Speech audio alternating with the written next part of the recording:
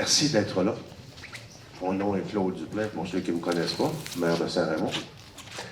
Et je suis accompagné de Chantal Plamondon, qui est notre directrice générale. Je suis accompagné aussi de Jean-François Sabourin, qui est urbaniste à l'Union des municipalités, qui est un urbaniste senior. On a travaillé dans ce projet avec l'UMQ pour réussir à avoir les bonnes directives et la bonne direction, parce que c'est quand même un projet spécial. C'est la première fois qu'on en fait un à Saint-Raymond et on ne voulait pas se tromper. Célia Solina, qui est notre urbaniste ici à la ville de Saint-Raymond. Et vous avez Christian Julien, qui est le directeur des travaux publics. Christian est ici parce que si parfois il y aurait des questions techniques que le maire ne connaît pas, bien, Christian sera là pour venir aider le maire. Merci encore d'être là. On a voulu faire la consultation publique. Je pense que c'est important. Depuis qu'on est en poste, on a dit qu'on voulait être transparent. On a dit qu'on ne voulait pas gérer la ville pour une personne, pour un groupe ou pour un promoteur, mais qu'on gère la ville pour les 11 500 habitants qui y habitent. C'est ça notre rôle et c'est pour ça que vous nous avez élus. Une consultation publique, on ne sait jamais à quoi s'attendre. On a eu un petit avant-goût hier parce qu'il y a des gens qui sont venus poser des questions hier au conseil municipal. En passant, merci à ceux qui sont venus. Vous avez posé des questions très pertinentes. Ça nous a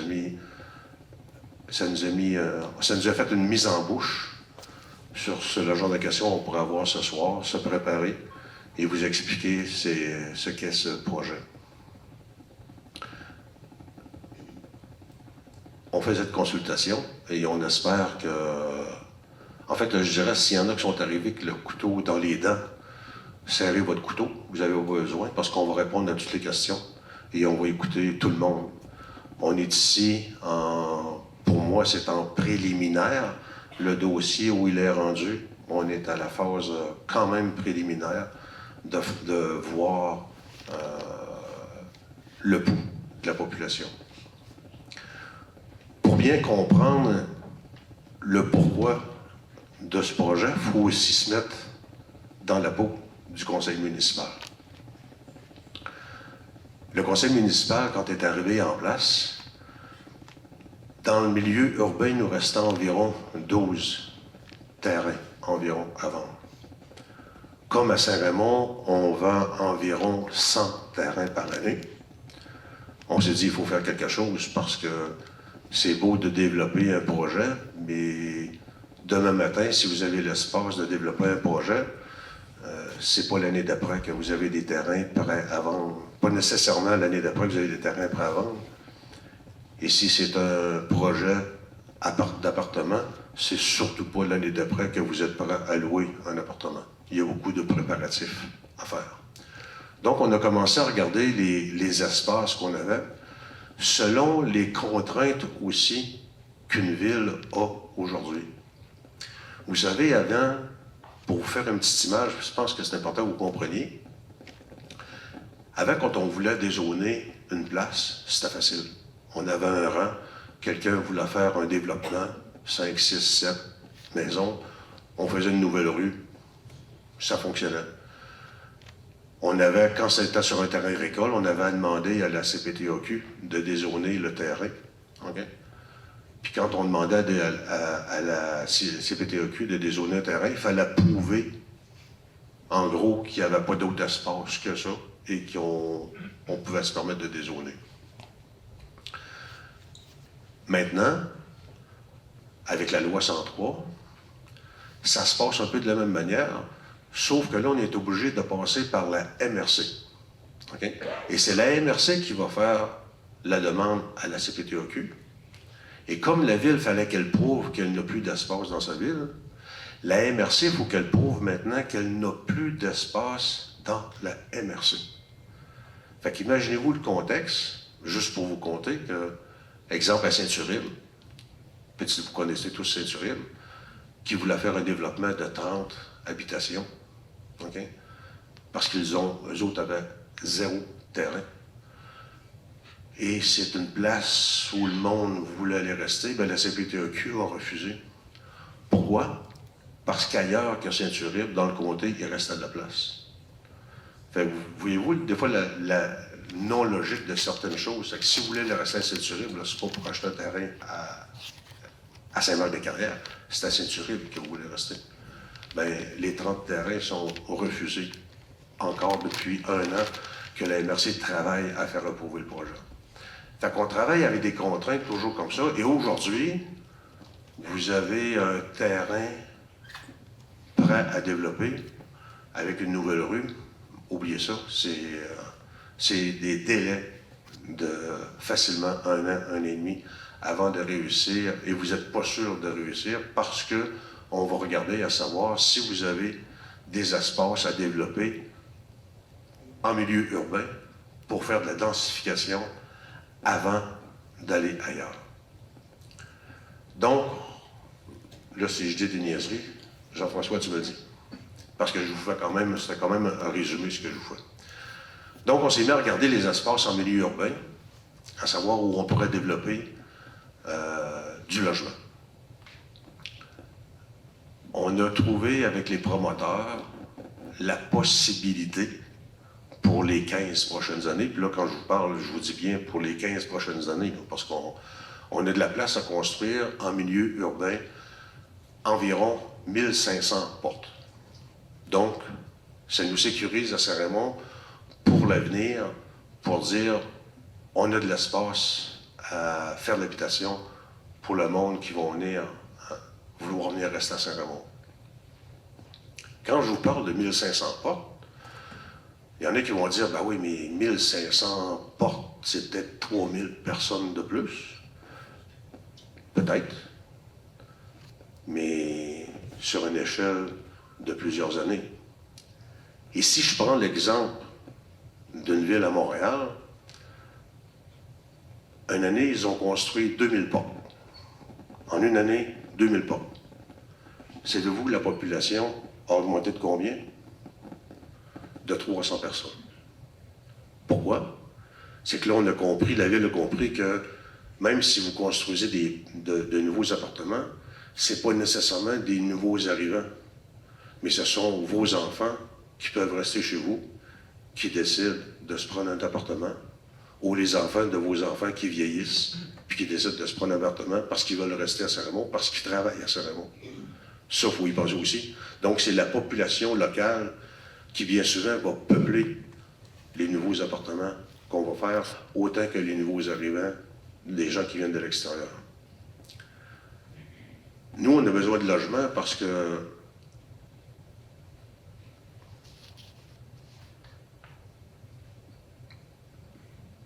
on travaille, en fait, je ne vais pas me mêler dans mes idées. Vous savez, à Saint-Raymond, aussi, dans notre plan sur les 15 prochaines années, on s'est donné le défi, on est un point de paradis ici. Puis il n'y en a pas d'autres comme dans Port-Neuf, comme Saint-Raymond. On est une ville qui a une âme, on est tissé serré, Saint-Raymond, et c'est quelque chose qui est très important pour nous à préserver. Ce qui change beaucoup aujourd'hui quand on parle au monde, c'est on est dans des temps de loisirs. Donc pour nous, le loisir de proximité est excessivement important. Fait que c'est pour ça que vous voyez qu'on travaille dans le milieu urbain à procurer des loisirs de proximité intérieurs et extérieurs. Pour ceux qui connaissent la savane, vous savez que la savane, c'est un bénévole propriétaire qui entretenait ça chaque année.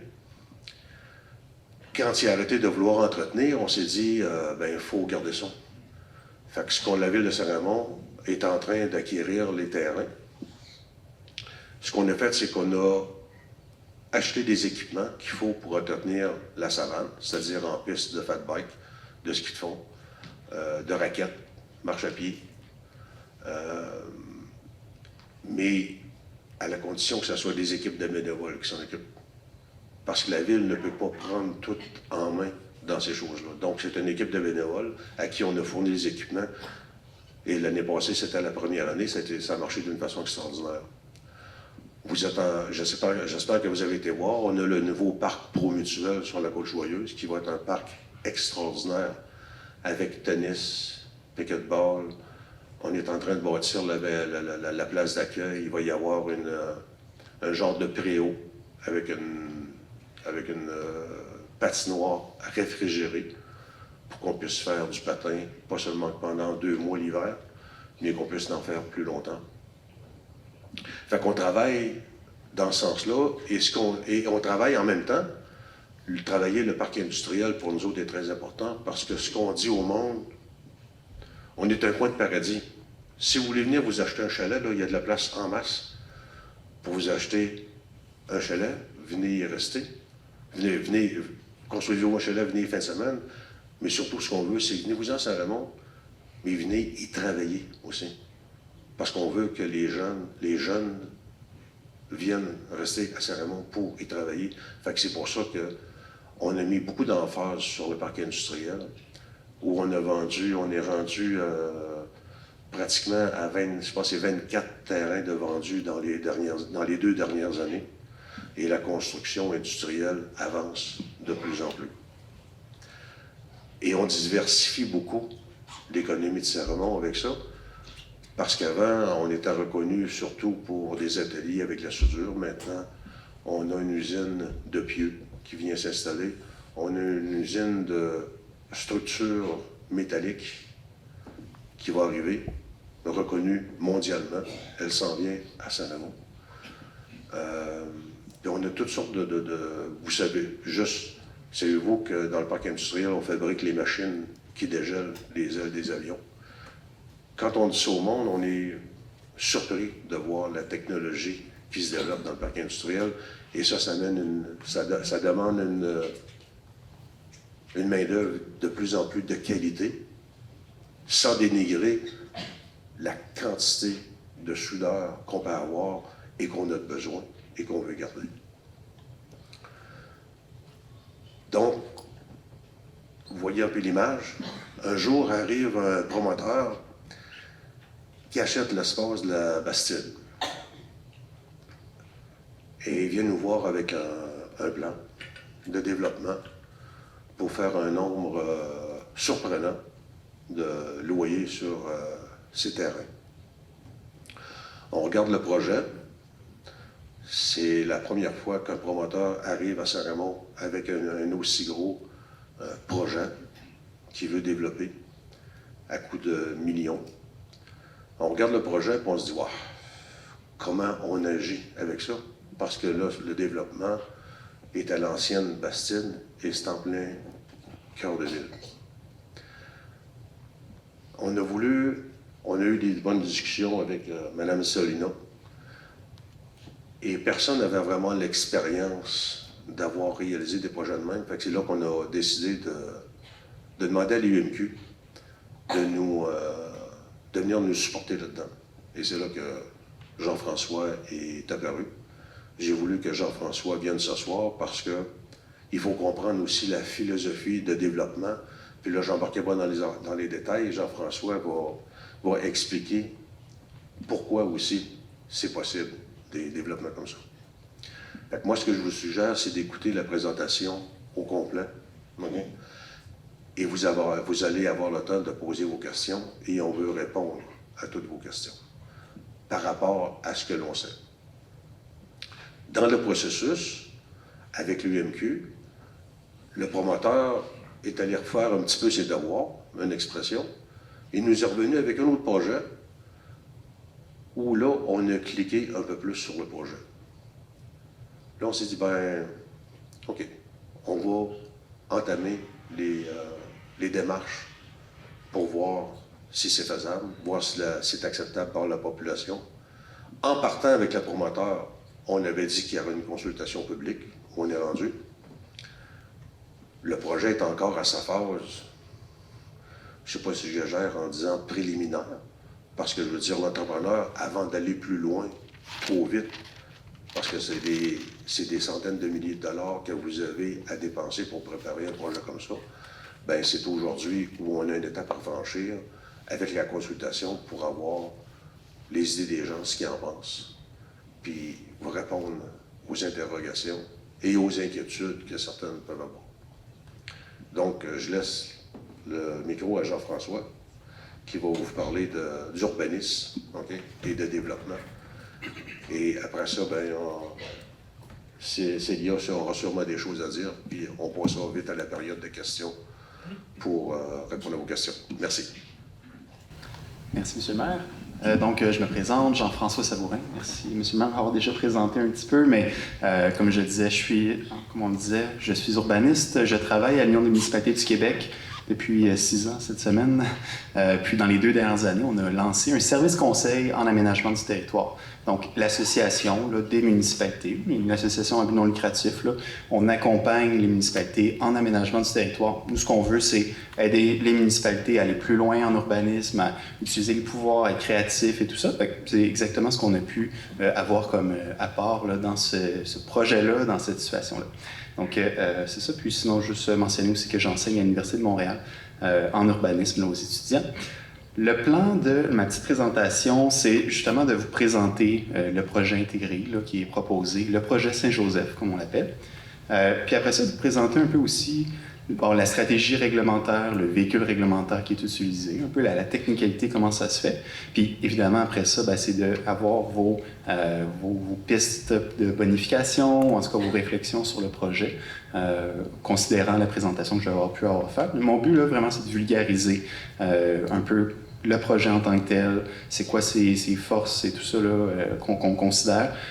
C'est quoi les choses aussi, les pistes de vigilance. On les a très identifiées, c'est dans la résolution, donc on va regarder ça. Donc, je commencerai d'abord par une mise en contexte. Saint-Raymond est dans une situation au niveau du logement qui n'est pas facile, qui est très semblable à ce qu'on voit partout au Québec en ce moment. Un taux d'inoccupation de 0,6 %. Ça veut dire qu'il n'y a même pas 1 % des logements locatifs qui sont vides là, à un moment. Normalement, on parle de crise du logement à partir de 3 %. C'est énorme là, en termes de logement, le manque de logement en ce moment. Donc, il y a effectivement un besoin qui est important. Il y a une composition des ménages. Qu'est-ce que c'est un ménage? C'est les gens qui habitent dans un logement. Donc, c'est un peu, on dirait là, dans le langage plus courant, une famille. C'est juste que pour Statistique Canada, une famille, ça comprend des enfants. Fait que là, on parle des ménages, là, c'est plus englobant, ça prend les foyers où est-ce qu'il n'y a pas nécessairement d'enfants. Donc, ça en tant que tel, M. Duplain l'a mentionné, de plus en plus ce qu'on voit, c'est une augmentation du nombre de logements, mais pas nécessairement une augmentation de la population qui correspond. Ça, c'est une tendance de fond partout au Québec. Puis finalement, comme partout au Québec, encore une fois, vieillissement de la population, puis l'évolution de la demande en logement. Donc, est-ce qu'on a toujours besoin d'un grand terrain et tout ça? Ce qu'on voit, là, c'est qu'il y a un nouveau segment de marché. Des personnes qui, en vieillissant, par exemple, avaient une maison plus grande pour élever leurs enfants et tout. Puis là, cherchent un logement peut-être moins d'entretien et tout ça, mais quand même bien placé avec une qualité de vie et tout ça. Puis bon, c'est vraiment, je pense, en tout cas, sous réserve, là, mais le genre de clientèle qui pourrait être visé par ce genre de projet-là là, qui a été proposé. Je vais vous montrer quelques chiffres ici. Ça, c'est les chiffres pour la MRC de Portneuf, de l'évolution de la population dans les 20 dernières années, depuis 2000. Les années qui se finissent en 1 puis en 6, c'est des années de recensement de Statistique Canada. C'est pour ça que les données les plus récentes et fiables qu'on a, c'est 2021. Donc, entre 2021 et 2001, la population a augmenté de presque 11 000, en tout cas 10 500 personnes. À peu près la population de Saint-Raymond qui est arrivée dans la MRC. Hop. Bon. OK, on va continuer. C'est une augmentation quand même de 20 19 là, de la population qui est arrivée. Pendant ce temps-là, on a vu aussi une augmentation du nombre des logements qui correspondait aussi. On a augmenté aussi de 19 fait que, on peut voir... OK, en moyenne, pour chaque logement créé, 2 personnes qui arrivent, mais il y a quelque chose qui ne marche pas, puis je tiens à attirer votre attention là-dessus. Pourquoi on arrive à une augmentation du nombre de ménages qui est encore plus importante? On est à 26 %, vous voyez la petite loupe, c'est quand même le chiffre le plus important pour comprendre un peu c'est quoi la dynamique qu'on observe en ce moment. Ce qui explique aussi qu'en ce moment, on a une pénurie de logements, c'est qu'en gros, il y a de plus en plus de ménages occupés par une seule personne ou moins de personnes, en fait, par logement. Donc, on a créé des logements pour essayer de compenser, sauf que vu qu'il y a plus de personnes qui habitent seules, ça fait que le coussin qu'on avait, il n'est plus là. Il n'y en a plus de coussin. Fait que ça veut dire qu'il faut créer des logements. Ça, on s'en sortira pas.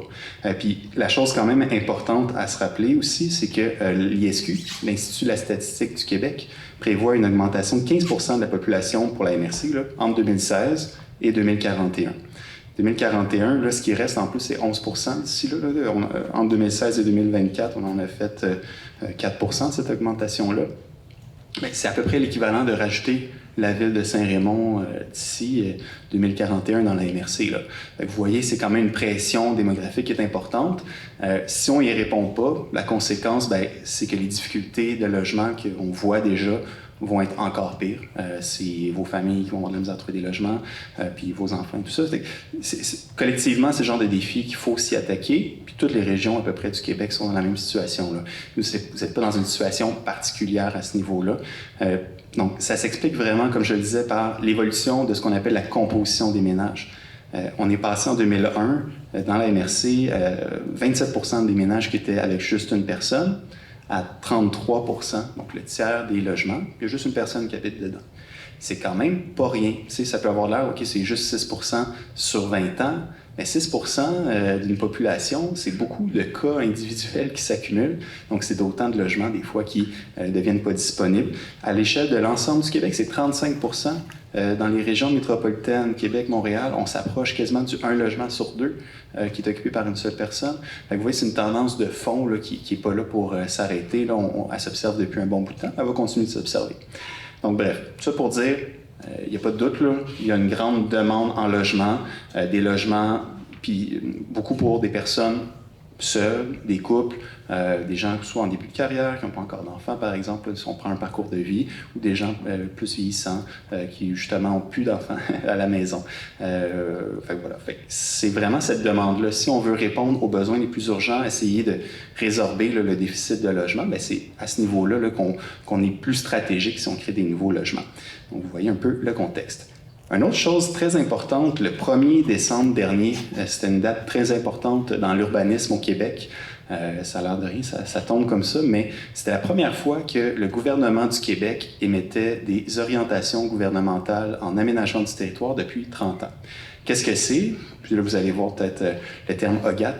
Mes collègues rient tout le temps de moi, des autres départements, parce qu'en urbanisme, on a plein d'acronymes.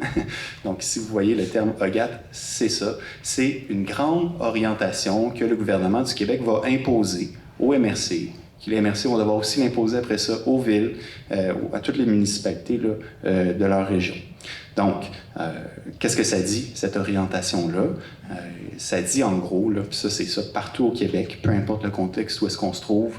J'étais à Gaspé il y a 2 semaines, c'était la même chose. On n'est pas dans la même réalité là, en termes de taille de municipalité, mais ce qui est certain, c'est que les centres-villes, un peu partout au Québec, vont être appelés à se consolider.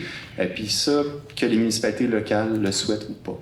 On a des cas de municipalités qui disent « nous, on veut rien savoir de projet de densification ». Mais à terme, c'est quelque chose qui va être imposé par le gouvernement du Québec. Vous voyez le contenu là, qui est en italique. L'orientation 4, bon, il y en a plusieurs, mais la 4, consolider les milieux de vie existants, planifier les transports de façon intégrée afin de favoriser la mobilité durable, de répondre aux besoins en habitation, qu'il faut faire le portrait, ce que je vous ai démontré, et d'assurer la protection des milieux naturels agricoles. Si on développe dans le centre-ville, on n'a pas besoin d'aller à la CPTAQ, puis de sortir des territoires agricoles, puis de la zone agricole. Ce qu'on veut, on a besoin de la zone agricole pour l'indépendance alimentaire du Québec. Donc, c'est des choses qui... C'est un peu la logique, là, c'est la raison de cette orientation-là. C'est un choix politique de la part du gouvernement là, d'aller dans cette direction-là. Si on regarde un peu plus les objectifs, bon, l'objectif 4.1, planifier des milieux de vie, en assurant l'accès à des logements de qualité accessibles et abordables pour l'ensemble des ménages. Donc, logement de qualité, accessible et tout ça, l'accessibilité aussi. Quand on est localisé dans un centre-ville, souvent, il y a plus d'équipements collectifs. Hein? Fait qu'on en est justement en ce moment dans un équipement collectif qu'on appelle, donc un centre communautaire, l'école juste à côté, et tout ça, bien, ça favorise. On veut qu'il soit accessible facilement. Donc, on veut que les logements soient près de ces secteurs-là. Ensuite, c'est là qui est encore plus important, je dirais l'objectif 4.2, optimiser l'utilisation du sol et les investissements publics en orientant la croissance vers des milieux urbanisés. Quand on fait une nouvelle rue, bien, on fait un nouvel égout, on fait un nouvel aqueduc. Quand on densifie, on consolide des milieux qui existent déjà, ben, l'égout, l'aqueduc passe déjà. Oui, il faut mettre à niveau nos infrastructures de traitement et tout ça, mais ça, c'est normal. Si la population augmente, il faut le faire. Mais au niveau de mètres linéaires, on est beaucoup plus gagnant à ce niveau-là. C'est l'idée aussi de cette demande-là de la part du gouvernement, un point de vue de rationalité économique là, pour collectivement, l'ensemble des Québécois et des Québécoises, arriver à faire face à des défis de vieillissement de nos infrastructures. Là. On le sait, partout au Québec, on est dans la même situation. Voilà. Donc là, on arrive au projet. La mise en contexte a déjà été pas mal faite par M. le maire, mais donc un projet qui a été présenté par Construction APP là, pour le site que vous connaissez, qu'on va voir un peu plus en détail. Donc voilà, mais ça en tant que tel, il est proposé. Une fois qu'il est proposé, la première chose qu'on regarde, c'est de dire est-ce que ça correspond grosso modo avec justement tous les contextes qu'on peut voir. Ce qui est certain, c'est qu'il est effectivement stratégiquement positionné à proximité des activités du centre-ville.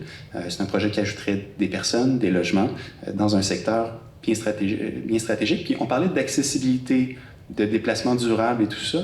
Le site en tant que tel, où est-ce que le projet est proposé, est accessible par le parc Albert Robitaille justement par des moyens de déplacement actifs, la marche, hein, vélo et tout ça là, éventuellement, mais quand même avec des sentiers agréables et tout, ce qui fait qu'on n'a pas besoin de croiser de route. Au niveau de la sécurité des personnes, des déplacements, c'est un projet qui a des qualités, ne serait-ce que par sa localisation à ce niveau-là.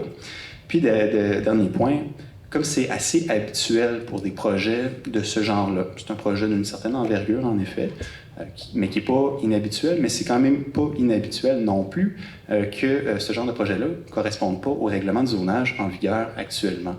C'est assez classique. Normalement, en fait, les règlements de zonage, là, la manière qu'ils sont construits de base, c'est que ça vient baliser l'existant, ça vient reconnaître l'existant, mais pas nécessairement permettre des projets qui sortent un peu plus de la boîte par rapport à la situation actuelle. Ça, cette nouvelle normalité-là, comme je le disais, elle va aussi être appelée à changer dans les prochaines années avec les orientations du gouvernement du Québec. Ça va prendre un peu de temps, le temps que les MRC, les municipalités révisent leurs plans, leurs règlements, mais ça va être quelque chose qui va se faire. Donc, bref, pour le moment, là, c'est quelque chose qui est dérogatoire, le projet qui est proposé. Le site, je dis que vous le connaissiez, mais je le présente ici. On va voir les numéros de l'eau de manière spécifique. Comme vous voyez, il est très près du centre-ville. Il est accessible par le parc Albert Robitaille, situé entre la rue Saint-Joseph et puis, c'est ça, la rivière Saint-Anne. Quand même un endroit assez stratégique, à proximité des commerces. En quelques minutes de marche, en moins de 10 minutes de marche, c'est possible d'avoir accès à des commerces au centre-ville, de faire vivre le centre-ville. Donc quand même, d'un point de vue stratégique, quand je dis que c'était stratégique, mon avis professionnel d'urbanisme, c'est qu'effectivement, c'est un lieu là, avec, très bien placé. Donc, les volontés de la ville de Saint-Raymond, M. le maire l'a déjà mentionné, mais je pense en tout cas, ce qui est assez clair, c'est l'intention de faire preuve de transparence, d'entendre vos questions, vos commentaires. On est là pour ça ce soir, évidemment. Fait que ça, c'est les grandes volontés. Mais aussi, nous, on a accompagné la ville dans le sens de bien baliser le projet pour harmoniser son insertion dans le milieu d'accueil, comme on dit. Donc, tu sais, ça, il y a plein d'outils, de manières urbanistiques. C'est ça notre expertise. Hein? C'est très réglementaire, mais c'est pour faire des milieux de vie, de bien baliser et de mettre des jalons pour s'assurer que le projet évolue dans le bon sens dans le temps. Donc, justement, s'assurer de la qualité du projet au fur et à mesure de sa réalisation. Vous allez voir, là, on va vous le présenter là, dans la stratégie réglementaire, le design réglementaire qu'on a proposé. Peut-être un peu technique, mais quand même, c'est important de le mentionner à ce niveau-là. Donc, le projet en tant que tel, vous voyez, il se localise sur les terrains ici. Il y a le projet de faire un échange de terrain avec la ville. Donc, vous allez voir, le lotissement va encore un petit peu changer. La partie qui est sur le bord de la rivière serait cédée à la ville en contrepartie d'une superficie équivalente. Donc, vous avez 174 unités résidentielles. On calcule autour de 92 logements à l'hectare. Donc, c'est ça la mesure qui est utilisée habituellement. C'est une densité qui est conséquente, mais qui n'est pas démesurée par rapport à ce qu'on peut voir ailleurs au Québec. Par exemple, on peut voir des densités facilement de 150 logements à l'hectare là, au centre-ville de Québec et plus. Là, ça peut vous donner une idée. On est quand même dans une certaine densité, mais c'est pas quelque chose non plus qui est hors d'échelle puis inhabituel. Là. Donc, quand même, là-dessus, on peut vous orienter là-dessus. 11 bâtiments qui sont visés. Vous voyez des tailles qui sont variées. On va voir comment ils sont disposés. Il y a une logique aussi, peut-être une de nos recommandations aussi, d'avoir une variation dans les tailles des bâtiments pour, c'est ça, offrir différentes typologies de logements, répondre à différents besoins de la population et tout ça, mais qui amène justement vers une densification. Ça, c'est un point qui est pas conforme. Augmenter le nombre d'étages, augmenter les hauteurs pour justement là, se créer plus de logements, mais mieux les répartir aussi sur le site, là, puis mettre en valeur les qualités du site en tant que tel. Un ratio de stationnement de 1,25 cases par logement. Ça fait que chaque logement est associé à une case. Pour rappeler, l'idée, c'est beaucoup de répondre aux besoins des personnes seules, là, des logements d'un ménage. Donc, déjà à ce niveau-là, si on considère que ce n'est pas tous les ménages qui sont composés d'une seule personne, ça fait un équilibre là-dessus. 1,25, c'est un ratio qui fait en sorte qu'on n'a pas du stationnement à grandeur, mais aussi qui fait qu'on s'attend, normalement, il ne devrait pas avoir d'impact sur le voisinage avec le stationnement là, qui déborderait du site. Chose intéressante à mentionner, il y en a 60 places qui sont couvertes, c'est-à-dire qui se retrouvent au rez-de-chaussée des bâtiments. On construit les bâtiments en pilotis par-dessus. Un peu comme l'école juste à côté, mais là, on pourrait imaginer du stationnement plutôt à cet endroit-là. L'idée, justement, c'est de réduire l'empreinte au sol du stationnement. Hein. C'est des surfaces minéralisées, plus chaudes, moins végétalisées. C'est moins intéressant. Comme ça permet là, d'être plus efficace. C'est une de nos recommandations aussi. Le projet est autoportant au niveau des rues. C'est des rues qui sont privées. Fait que c'est vraiment sur le terrain en tant que tel que ça se passe. Il y aurait, comme je le disais, un échange de terrain. On va voir l'impact. Mais le but, c'est justement de bonifier le parc Alban-Robitaille en agrandissant le sentier qui se trouve, là, qui a une valeur très intéressante. Et puis, finalement, de faire un lien piéton qui serait nouveau là, entre la rue Saint-Joseph, le parc aussi. Fait que quand même, je vais le présenter, là, mais c'est un point important. Vous voyez ici l'image du projet. Donc, vous voyez l'implantation des bâtiments. Vous voyez aussi la couleur qui devient de plus en plus foncée plus qu'on s'approche de la rivière Sainte-Anne. Nous, ça, c'est une de nos recommandations importantes. C'est un principe largement reconnu en urbanisme de faire une gradation des hauteurs. Donc, quand on est dans le milieu, sur le bord de la rue Saint-Joseph, on est davantage près des hauteurs qu'on va trouver sur la rue Saint-Joseph. Puis plus qu'on s'éloigne, plus qu'on augmente les hauteurs. C'est assez classique aussi de mettre des bâtiments de plus forte densité sur le bord des parcs. Parce que c'est des choses où est-ce qu'on veut que les gens vivent près de ces milieux-là, les mettre en valeur. Puis aussi, il y a moins de voisinage dans ces endroits-là. C'est plus dégagé, il y a moins d'ombre portée possible et tout ça. Donc, c'est l'idée. Fait que vous voyez ici, là, vous ne voyez pas ma souris. Le pointeur. Vous voyez les bâtiments blancs ici, ça c'est la plus petite taille. Après ça, on a une taille intermédiaire, puis la taille la plus grande ici, là, le bâtiment avec un D. Fait que c'est la gradation qui est proposée. Une chose qui est importante pour nous, une recommandation qu'on avait, c'était sur la rue Saint-Joseph, là, c'est vraiment particulièrement important que les bâtiments fassent justement à la rue pour pas venir briser le front bâti. Là. Fait que c'est vraiment une question d'implantation. Comment le bâtiment est situé sur son lot. C'est très important pour assurer une continuité sur la rue Saint-Joseph, faire vraiment justement éviter une coupure là, avec un projet qui serait hors d'échelle. Puis c'est quelque chose, c'est une sensibilité de la part du conseil qu'au niveau architectural, il y ait une harmonisation. Là. C'est possible de faire des bâtiments neufs qui s'harmonisent très bien avec des bâtiments plus anciens, puis justement de bâtir sur le patrimoine. Pour moi, c'est quelque chose qui est une très bonne pratique en matière d'aménagement. Ensuite, on le mentionnait, on le voit, l'échange de terrain. Hein? L'échange de terrain, on passe à un endroit où est-ce qu'on pourrait faire un allongement du sentier, vraiment venir baliser tout ça, donc justement rendre ça accessible à tout le monde. Et comment est-ce qu'on peut le rendre accessible en plus? Vous voyez ici, on prévoit l'aménagement d'un sentier qui fait le lien entre la rue Saint-Joseph et le parc Alban-Robitaille. Donc, ça permettrait de rendre accessible ce lieu-là, de s'approcher un peu plus du bord de l'eau, de le rendre accessible à tous. C'est quelque chose qui est prévu dans la résolution là, pour s'assurer des qualités du projet. Aussi, évidemment, dans ce genre de projet-là, hein, l'insertion, l'arrimage avec les milieux existants est une préoccupation évidemment très importante. C'est pour ça que, de notre côté, on avait certaines recommandations de plantation, de végétalisation des abords. On peut le voir un peu ici, là, mais il y a des plantations qui sont prévues un petit peu partout le long le long des bords du terrain, mais pas seulement, un peu partout aussi. Mais à ce moment-là, ça va permettre, en plantant par exemple des conifères, des arbres en fait qui ne perdent pas leurs feuilles, de venir faire une interface un peu plus intéressante. Après ça, au niveau de l'architecture, il y a aussi quelque chose qui peut se manifester, là, c'est-à-dire de réduire la taille des ouvertures, par exemple. On peut prévoir des fenêtres qui vont être plus hautes pour amener la luminosité, mais réduire les vues vers les bâtiments voisins. Tout ça, c'est le genre de choses qui, au fur et à mesure du projet, pourraient être mis en application. Puis c'est déjà prévu là, dans la résolution que déjà le premier projet a été adopté. Donc, au fur et à mesure, c'est ça, l'architecture correspond pour aller vers ces principes directeurs-là qui sont des balises de succès selon nous. Oui, puis dernier point qu'on mentionne, une de nos recommandations, c'était de mettre les espaces de stationnement davantage sur les côtés, près des bâtiments voisins. L'objectif, c'est de faire en sorte qu'on éloigne le plus possible les bâtiments des bâtiments existants. Donc, c'est le concept, là, c'est la stratégie qui est proposée. Vous avez ici le plan avec le lotissement qui est autour.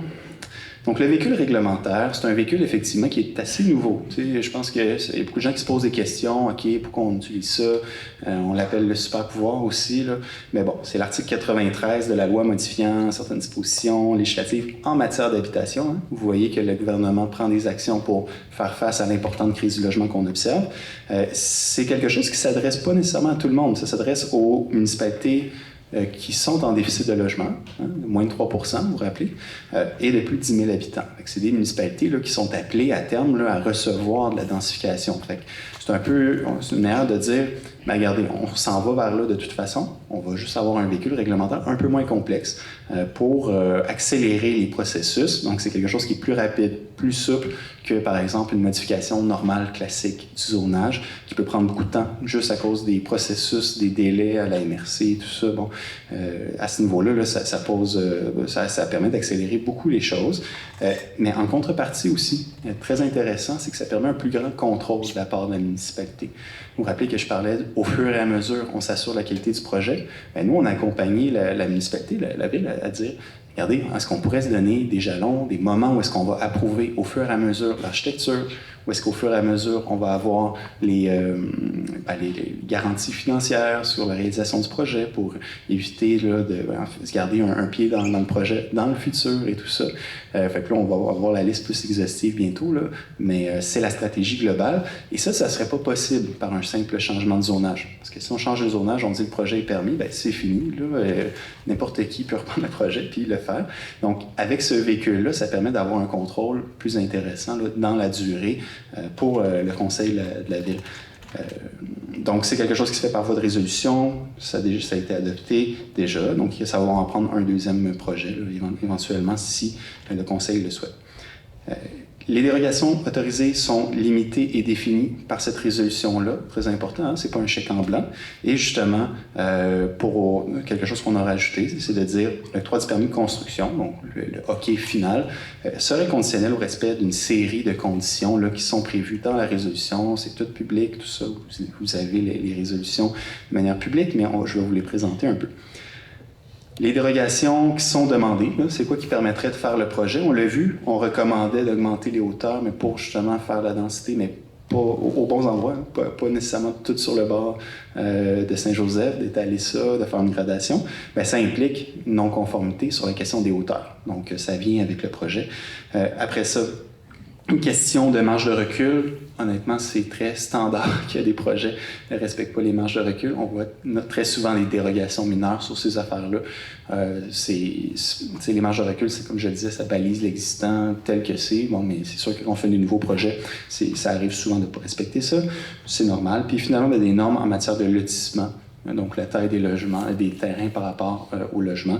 Et finalement, on fait de la densification. Hein, donc, on agit à ce niveau-là. C'est les trois principales dérogations qui sont octroyées par la résolution. Et justement, je vous disais, on prévoit toutes sortes de conditions. Et là, je pense que c'est le moment le plus important là, pour voir c'est quoi ces conditions-là, c'est quoi ces balises de succès-là. Ils sont là, ils se retrouvent à cet endroit-là. Donc, Qu'une étude de circulation qui montre les impacts du projet sur le milieu soit approuvée par le conseil municipal. Il va falloir approuver l'impact éventuellement avec des études sérieuses le moment venu et tout ça, au fur et à mesure des phases au besoin, effectivement aussi. L'accès véhiculaire à partir de la rue Saint-Joseph qui est aménagé en fonction des directives du MTQ. Aussi, c'est une route provinciale, donc il va falloir s'assurer que ça soit OK aussi pour le MTQ, ça va de soi. Qu'un plan de plantation prévoyant des mesures de gestion durable des eaux pluviales soit approuvé par le conseil municipal. On s'inspire des meilleures pratiques dans le domaine. Donc, la question des nous végétalisés, mais en gros des bassins de rétention. Quand il y a beaucoup d'eau qui tombe en même temps, on peut l'envoyer vers un milieu vert qui va le récupérer, tout ça. Mais ce qui est intéressant, c'est que c'est pas juste un tuyau, là. C'est vraiment plus intéressant. Ça fait de la verdure dans un secteur. Plan de plantation en général aussi, là, ça c'est important. Je parlais par exemple de l'interface avec les bâtiments qui sont autour. C'est la place pour planter des conifères par exemple. On veut approuver ce plan-là. Après ça, qu'un plan de gestion des eaux pluviales, on veut éviter que le ruissellement se rende vers les terrains voisins. Évidemment, c'est important. On veut vérifier ça. Les plans, tout le côté traitement architectural, le moment venu, ça va être quelque chose qu'on va regarder, que le conseil va devoir approuver. En vertu de ce qu'on va souhaiter au niveau architectural à ce moment-là. Est-ce que ça s'intègre bien, par exemple, sur la rue Saint-Joseph? Est-ce qu'on reprend les traits architecturaux, les balcons, des choses comme ça là, qui se retrouvent autour dans ce secteur-là? Ensuite, le lien de connexion, c'est assez important. C'est un lien intéressant, rendre accessible le site, le parc encore plus à l'ensemble de la population. Il faut le prévoir. On prévoit quelque chose pour ça. Les garanties financières à chaque étape du projet, on veut que le projet se fasse. Donc, effectivement, c'est quelque chose qui est assez traditionnel pour justement s'assurer que les choses se fassent bien. Même chose pour les stationnements couverts. Il faut que le projet, là, à terme, il y ait 60 pas 60 60 cases de stationnement qui soient couvertes. Donc, peu importe comment, ça peut être souterraine, pilotis, des choses comme ça, mais il faut que ça soit couvert. Donc, ces choses-là, c'est des conditions, ça fait des approbations au fur et à mesure de l'évolution du projet qui s'étale dans le temps. Donc, quand même, ça veut dire qu'on va devoir se juger, mais on se donne des grandes balises, des grands critères. C'est quoi les principes qu'on va considérer préalablement à tout ça? C'est énoncé dans la résolution adoptée par le Conseil. Donc, la compatibilité, l'intégration du projet dans son milieu, la qualité des espaces extérieurs, l'arrimage avec le projet à banc habitail. Par exemple, on va regarder le plan de plantation. Évidemment, cet aspect-là, on va le regarder, puis on va dire, est-ce que ça répond à ça? Est-ce que ça répond à nos attentes à ce niveau-là? Après ça, la qualité des aménagements relatifs à la sécurité des piétons, l'interface du projet avec la rue Saint-Joseph, très important, on en parlait. L'impact des stationnements sur les aires de vie communes et la sécurité. Par exemple, on ne veut pas que les aires de stationnement, ce soit des endroits où les enfants vont pour jouer parce qu'ils n'en ont pas d'autre place, là, puis qu'ils ne peuvent pas se rendre ailleurs. Non, il faut que les espaces de vie soient accessibles, il y a des sentiers qui soient prévus, des choses comme ça. La qualité architecturale du projet, évidemment, à chaque bâtiment, on approuve l'architecture. Les risques liés aux inondations, évidemment, c'est quelque chose de très important dans le centre-ville. À ce niveau-là, on a quand même des bonnes garanties à ce niveau-là, là, qu'il n'y avait pas eu de problème sur le site en tant que tel. Et pour les risques liés à la sécurité automobile, vous avez vu les conditions qu'on a mises là, avec les études de circulation, le hockey du MTQ aussi. Donc, quand même, des points assez importants. Donc, on arrive à la période d'échange. La période d'échange, évidemment, ce qu'on souhaite voir, ça serait quoi les facteurs de succès d'un développement sur le site ou voir un peu qu'est-ce qui permettrait là, d'assurer une intégration harmonieuse dans le site pour justement répondre aux enjeux de création de logements, mais en tenant compte du milieu. On ne pourra pas répondre à toutes les questions, mais on va pouvoir probablement répondre à toutes. Excusez-moi, l'inverse. On ne pourra pas répondre à tout l'ensemble des questions. Des fois, ça peut être un peu technique, un peu pointu, mais on va essayer de répondre le plus possible, là, au moins sur le plan technique, au plus possible. C'est bon? Merci. Donc, je laisse une image du projet, puis M. le maire, je vous recède la parole. Juste dire une image du projet qui est présentée. Merci beaucoup, Jean-François. J'espère que vous avez aimé la façon dont Jean-François vous a présenté ça. Une statistique que j'ai vue et qu'on m'a donnée dernièrement parce qu'on travaille aussi sur la route de contour. J'aime mieux dire une route pour atteindre la 40 plus facilement. Et le ministère du Transport nous ont confirmé que nous, notre population, d'ici 2024, c'est 24 qui avait les chiffres tantôt, tu parlais de 11 %, on nous a dit qu'à Saint-Raymond, ce serait 14 %. Donc on va être encore plus haut que la moyenne des... Et pourquoi se préparer aussi dans ce que Jean-François disait, je parlais tantôt avec la loi 130, nous sommes la seule place, et je me le fais souvent dire par des maires un peu jaloux, la seule place où il y a de la croissance possible dans le comté de Portneuf par rapport à l'habitation dans les prochaines années, ça sera Saint-Raymond. Si on se fie à la difficulté qu'on rencontre avec la loi 103. Donc on risque d'avoir beaucoup de gens qui veulent venir rester à Saint-Raymond. Et moi, j'embarque dans ce que je disais tantôt. Je veux que vous veniez y rester, mais y travailler. De la façon dont Saint-Raymond a été développé, je vais vous donner une autre statistique qui est intéressante, puis qui fait pourquoi que Saint-Raymond, on a une qualité de vie, que c'est des citoyens qui sont tissés serrés, puis qu'on a un âme. Dans le comté de Portneuf, c'est rendu qu'il y a des villes, OK? Le nombre de personnes qui sortent du village pour aller travailler, c'est rendu à 79 % dans certaines villes du comté de Portneuf. 79 % des travailleurs sortent en dehors de leur ville pour travailler. À Saint-Raymond, vous êtes à 34 %. Il n'y a personne qui atteint ça dans la région. Parce que le monde reste ici et peut y travailler. Et c'est dans cette image-là qu'on veut continuer le développement de Saint-Raymond. Je voulais juste rajouter ces deux statistiques-là qui sont intéressantes et qui font de Saint-Raymond aussi ce qu'il est. Moi, je vous remercie énormément de l'attitude des questions et des commentaires qu'on a eus ce soir. On en prend bonne note et il va y avoir un suivi. Monsieur Pagé, merci d'avoir été ici ce soir. Voyons, Cécile. T'es bien chaud.